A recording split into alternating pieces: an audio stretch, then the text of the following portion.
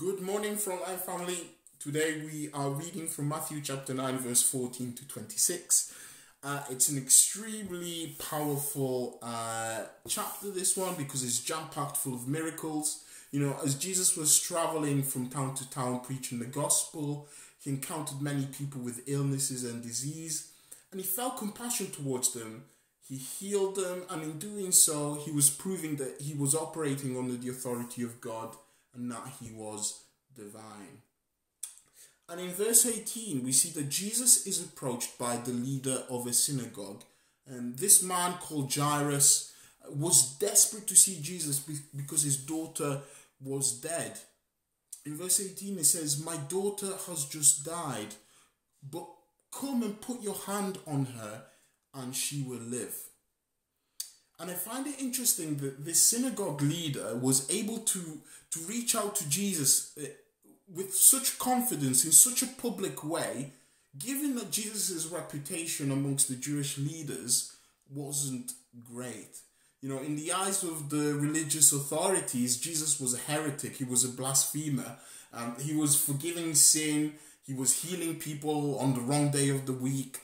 His disciples were apparently not washing their hands properly. They were not observing all the Jewish traditions. So Jesus was often interrogated and asked to defend himself about these issues. This is why in verse 14 we find that the disciples of John were questioning Jesus, asking him to explain why his disciples were not fasting like the Pharisees. But this Jewish leader didn't care about Jesus' reputation. You know, the reality was that his daughter was dead, but he believed that Jesus could resurrect her. He had faith, and his faith was able to cut through all the noise, all the speculations, all the rumors, and he approached Jesus with confidence, and Jesus heals his daughter. This passage also tells us the story of a woman who had a hemorrhage for 12 years, which, by the way, it would have made her Levitically unclean. You know, she would have been an outcast. She probably couldn't participate in anything to do with the temple. She would have been on the outside of religious society. But she didn't care. She thought to herself, you know, if only I can get close to Jesus, if only I can touch his garment, then I will be healed.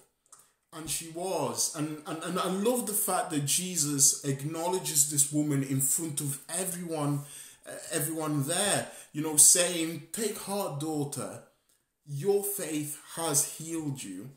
You know, in front of all the people who would have looked down upon her, Jesus applauds her for her faith.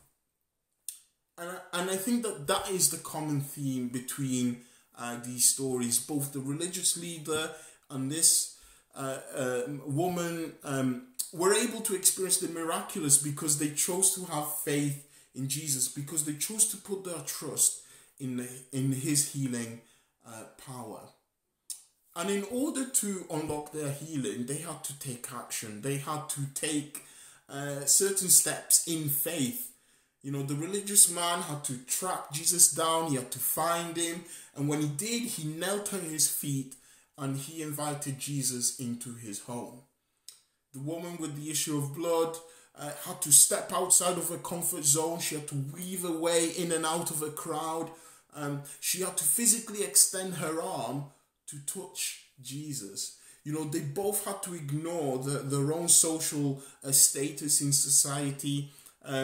They had to ignore what people were saying about them and what people were saying about Jesus. They had to look beyond their own circumstances in order to get to Jesus. Their faith led to action.